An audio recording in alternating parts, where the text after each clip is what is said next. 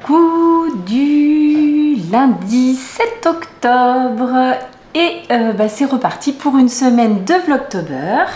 C'est reparti pour une semaine de tricot, enfin voilà, et puis de plein d'autres choses. Je pense que vous avez vu, j'ai préparé une petite tarte. Alors normalement ça devait être une tarte poire amande. Voilà, je comptais découper mes poires en deux et tout. Mauvaise surprise. Au moment de la découpe des poires, je me rends compte que il y en a certaines, elles sont pas du tout en bon état. Alors ça m'agace un peu parce que je trouve que les fruits s'abîment vraiment super vite. En gros, je sais pas, soit ils sont durs comme de la pierre, immangeables, et genre l'heure d'après, ils sont tout mous, et donc ça m'agace un peu. Mais bon, c'est comme ça. Donc ce que j'ai fait, plutôt que d'avoir mes jolies poires présentées en moitié, enfin bon bref, j'ai coupé les petits morceaux. Comme ça, j'ai rajouté un petit peu de pommes parce que j'ai dû enlever pas mal de poires qui n'étaient pas bonnes. Je pense qu'au final, ça sera très bon, mais un peu la déception sur le coup de me dire ouais, ma tarte, je sais pas à quoi elle va ressembler, quoi, franchement. Bon, je pense que les enfants s'en ficheront, mais voilà, c'est moi que ça agace. Je viens vous retrouver, j'espère que tout le monde a passé un bon petit week-end. Nous hier, sans trop de surprise, on s'est surtout reposé pour ceux qui étaient à la maison. Mon fiston a quand même pas mal de douleurs de son match de rugby là, enfin de ses matchs de rugby. Il a fait un plaquage et il s'est pris quelqu'un sur lui en fait. c'est que le début, hein. Je vous ai dit, je pense que cette année va être très longue de ce point de vue-là. J'ai pas fini de m'inquiéter. Et donc voilà, et donc il a pris le gars qui l'a plaqué, il l'a pris sur le cou après. Donc, hein, pas terrible. Donc bon, il y a rien de grave, si vous voulez, c'est pas une douleur aiguë ou quoi, mais ce matin il avait encore un petit peu mal dans les cervicales, donc tout le dimanche je lui ai fait des massages, j'ai mis du froid et machin. Bon, il faudrait que ça soit passé d'ici demain, après-demain, quoi, histoire qu'on s'inquiète pas trop. Notre grande cocotte, comme prévu, était totalement épuisée de son week-end campé. D'autant plus, mais ils sont... D'autant plus qu'en installant leur tente, les filles mettent une sardine, ça coince, bref, elles commencent à déterrer un petit peu pour regarder ce qui les empêchait de planter leurs sardines. Et ma grande me dit, on est tombé sur un truc et on a pensé que c'était une pierre tombale. Voilà, donc en fait, bon, scoop, hein, le lendemain matin, c'était pas du tout une pierre tombale, c'était une grosse pierre et un peu, oui, un peu carrée a priori, enfin un peu rectangulaire a priori, mais voilà. Mais ceci dit, donc toute la nuit, elles ont eu très peur, les filles. Voilà, elles se sont fait des films et voilà. Et la petite dernière, bah, sa pyjama party de samedi soir l'a quand même bien rétamée. Donc, ce matin, au réveil, quand il a fallu que tout le monde parte, qui pour le lycée, qui pour le collège, qui pour l'école, et qui pour les courses, la motivation était proche du néant. Bon, ben donc voilà, suite au prochain épisode, j'ai dit ce soir on se recouche vraiment très tôt, quoi. Ceci dit, donc hier, petite journée, pas grand chose, et donc ça m'a permis de terminer la petite paire de chaussettes, enfin terminer la partie tricot, hein, de la petite paire de chaussettes fais-moi peur, même pas peur, je ne sais jamais en français comment elle s'appelle, du Spooky Sock Set de Charlotte Stone. Et quand je vous les montre comme ça, là on voit quand même la différence du blocage, hein. Celle-ci a été bloquée, celle-là non, hein. On a l'impression que c'est une taille en dessous, quoi. Donc non, c'est bien la même taille, hein, mais ouais, ça va leur faire quand même du bien de prendre le petit bain. Donc j'ai descendu tout ce qu'il fallait pour les bloquer. Bon, enfin celles-ci elles le sont déjà. Donc ce qu'il faut que je fasse là, c'est rentrer les fils. Je vais me mettre un petit truc à garder. Rentrer les fils, laver, bloquer cette chaussette. Est-ce que je relave l'autre en même temps? Oh, peut-être, je suis un peu folle, mais oui, je vais peut-être faire ça. Et puis bah voilà, après on va les faire sécher et je pense que demain, après-demain, il y a une petite cocotte qui va avoir une belle surprise quand on va éteindre la lumière. Voilà, je crois que le secret est gardé, hein, donc c'est marrant parce que donc elle est venue avec moi au tricoté samedi et puis à un moment donc on discutait avec les filles des chaussettes. Il y en a plusieurs qui ont pris le patron, qui ont acheté la laine là qui brille dans le noir, et donc à un moment on en parle en disant ah oui, puis la laine, et là les filles elles savaient que c'est une surprise pour la petite parce qu'elle regarde aussi mes épisodes de podcast, alors peut-être pas toutes mais enfin la plupart. Donc j'ai juste fait un signe et tout le monde s'est dit oui, voilà, on n'en parle plus et je pense qu'elle a rien calé. Du coup la surprise à mon avis reste entière. Allez, est-ce que j'ai autre chose à vous dire? Là tout de suite non, là tout de suite je vais faire ça et je vous retrouve tout à l'heure. Ah si, j'aurais des trucs à vous raconter. Il faut donc, une fois que j'ai terminé ça, c'est pas qu'il faut, mais une fois que j'ai terminé ça, on est d'accord que je relance un nouveau projet sur mes aiguilles. Vous savez que j'ai mon pull hein, qui est en attente. Là, je suis fixée, je pars sur le Gaja que Véro m'a très gentiment offert là, le patron pour mon anniversaire. Mais par contre, je voudrais rester avec mon échantillon que j'ai là, parce que j'avais tricoté mon échantillon en 3-5. Est-ce que je vous en reparlerai pas plutôt tout à l'heure de ça, hein? Oui, voilà, je rentre mes fils et je vous reparle tout à l'heure du Gaja et du projet que je vais monter ce soir ou demain. Everyone, so that was really cool. So that was the first thing I got. brush. Then we walked around some more and I ended up finding some really cute stitch markers and things like that. I haven't been using these stitch markers.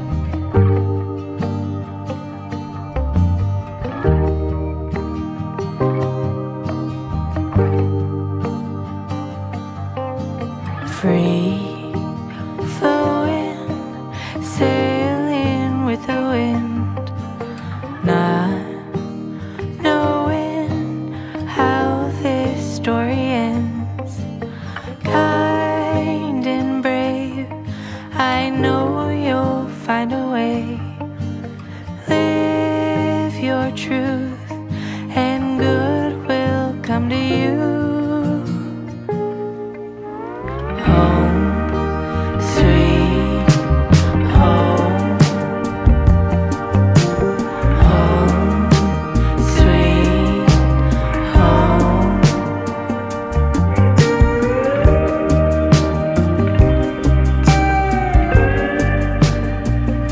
Une journée qui passe très vite, très vite.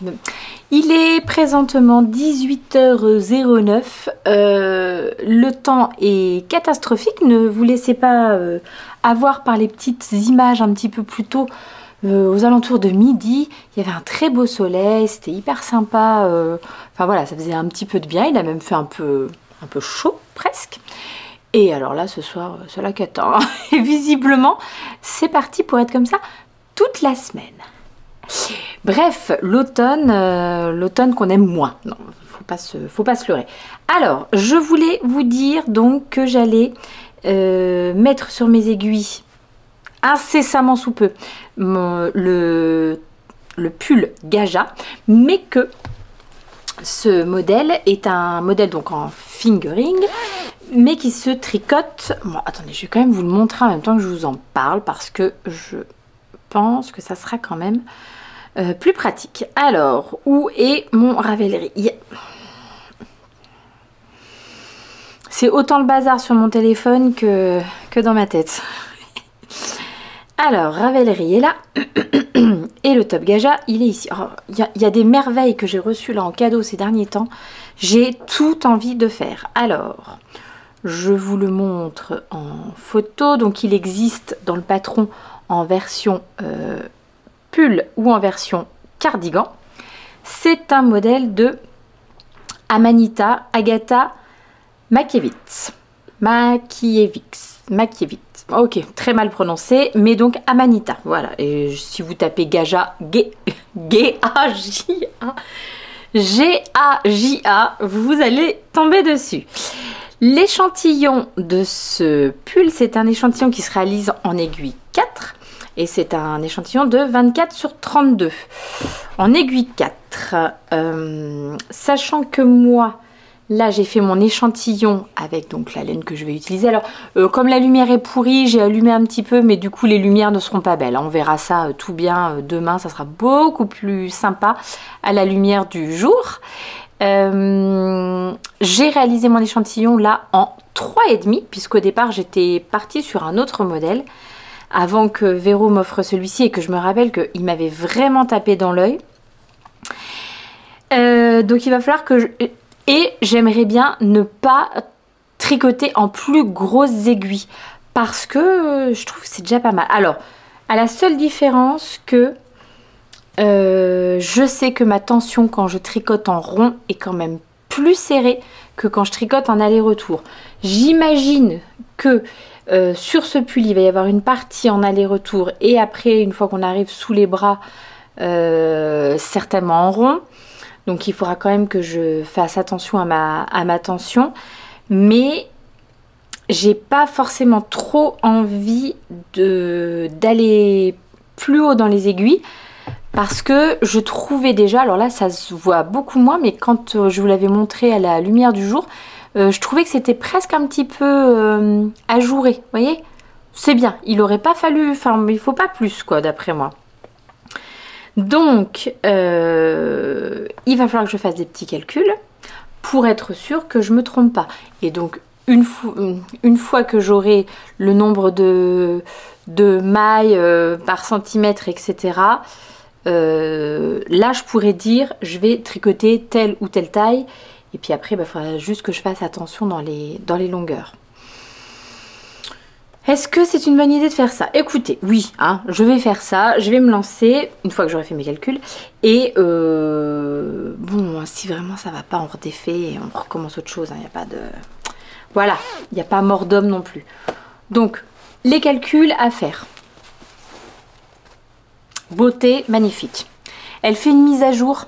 Bobine de fil aiguille, elle fait une mise à jour mercredi. On est quel jour? Lundi. Ouais, mercredi soir. Et elle a une nouvelle forme de petit sac à projet qui s'appelle qu'elle a appelé le compagnon. Elle a utilisé les tissus d'une illustratrice là pour réaliser sa petite collection capsule d'automne. Je crois que... Ah non, c'est pas 20 h, c'est 18 h parce que je me suis dit, ah, juste quand je suis sur le chemin pour aller au rugby. Bon, ben on verra. Mais j'espère me choper un petit sac mercredi. Vous n'avez presque plus de batterie, il faut que je me dépêche encore, mais c'est incroyable. Bon, je suis décidément trop bavarde. La deuxième chose qui va, là, pour le coup... venir sur mes aiguilles vraiment très rapidement, c'est un petit châle à un écheveau. En fait, Marianne Munier, Marguenet, dont j'ai tricoté il n'y a pas si longtemps le gilet Usui, que vous m'avez vu porter d'ailleurs la semaine dernière dans les Vlogtober. Elle m'a contactée sur Instagram pour me dire qu'elle avait un modèle de châle à un écheveau qui sortait là au mois de novembre, donc tout début novembre, et elle me proposait non pas de le tester puisque son modèle a déjà été testé, mais de le tricoter comme un peu en avant-première, quoi, si vous voulez. Donc chose que j'ai acceptée parce que en fait je me rends compte que moi des châles à un écheveau je n'en ai jamais tricoté.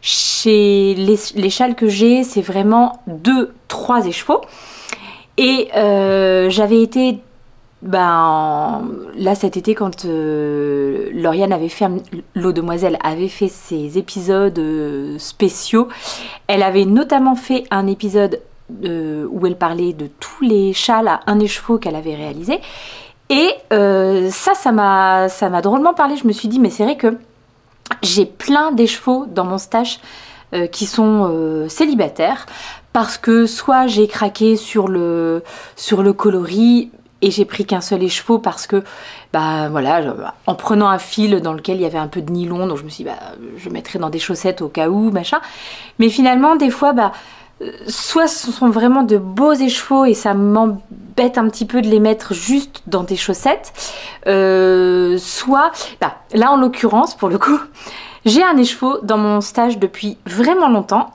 et que j'ai pris en 100% mérino, je n'en ai qu'un seul et depuis que je l'ai, je ne sais pas quoi faire avec. Et donc quand j'avais vu la fameuse série sur les châles à un écheveau, je m'étais dit tiens ça pourrait être une idée et en plus... Dans mon idée encore plus, je me dis ça pourrait être aussi de bonnes petites idées de cadeaux par exemple pour les fêtes qui approchent. Et donc j'ai accepté la proposition de Marianne, j'étais vraiment très enthousiaste et je vais pouvoir utiliser cet écheveau qui est donc, alors que la couleur c'est pas ça, hein, c'est pas ça du tout. C'est un écheveau de chez Woolbags.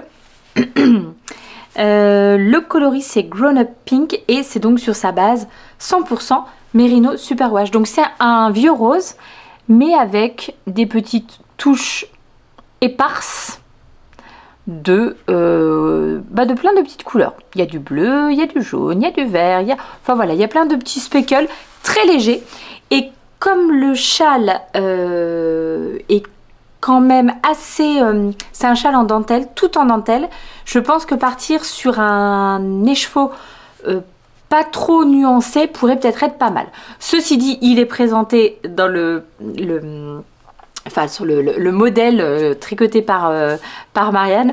Il est tricoté dans un fil très coloré et ça rend très bien aussi. Mais voilà. Je me dis enfin je vais pouvoir faire quelque chose de cet écheveau qui attend son heure de gloire depuis sérieusement bah allez, 3-4 ans quoi. Donc voilà. Alors je vais quand même vous dire son petit nom. C'est le châle croisière. Donc comme je vous l'ai dit, il va sortir le 8 novembre. Je suis pas sûre que je vous avais dit la date en fait. Et donc, est-ce que je peux vous le montrer? Alors, c'est pas secret puisque l'annonce du test a déjà été faite, etc. Enfin, l'annonce du test, il a même déjà été testé. Le châle sera disponible en français et en anglais. Et bah, je pense que c'est un petit modèle très facile. C'est une dentelle qui a l'air assez simple, qui se répète. Donc, je pense presque zéro cerveau, voyez-vous? Je voudrais vous le montrer, mais pas tout montrer non plus. Bon. Oh, yo, les couleurs. Voilà. Alors, un châle qui se tricote en... J'ai même pas regardé. Aiguille numéro 4. Parfait. 20 mailles, 40 rangs, 10 cm. Point mousse, lavé et bloqué pour l'échantillon. Et alors, rien de... Que des points faciles, hein. Maille endroit, maille envers. Jeté, augmentation barrée. Tricoter la maille par le brin avant puis par le brin arrière, facile. Et une double diminution centrée. Bon, que des choses faciles. On devrait s'en sortir pas trop mal. Voilà, et bien écoutez, ça sera le petit Caston de ce soir. Je vais tout de suite bobiner mon écheveau. Je voulais vous parler aussi de deux autres choses. Je me suis mis deux petits trucs là, vous savez, dans mes petits trucs enregistrés sur... Ah, la musique était allumée. Sur Instagram. Alors, hop, que je trouve ça. Deux petites choses que j'ai vues passer et qui m'ont tapé dans l'œil. Ah oui, oui, oui. Alors, il y a ceci, tout d'abord. Chez Trine Anneli. Alors, elle faisait un appel au test. Mais c'est bon, elle a trouvé tout le monde. Oh, c'est vraiment dommage que ça ressorte. Oh, si. Non, mais c'est vraiment tellement beau. Voilà, regardez-moi cette petite merveillounette. Je suis vraiment extrêmement fan et de la forme et des couleurs qu'elle a choisies pour son jacquard. Est-ce qu'il a un nom? Donc c'est un patron qui sortira aux alentours de mi-décembre. Pour l'instant, je ne vois pas de nom pour ce design. Ouh, je vois marqué stick. Si, c'est le Iris Pullover. Bon, et bien écoutez, hein, à suivre au mois de décembre, on verra comment ça sticker. Alors là, bonne question.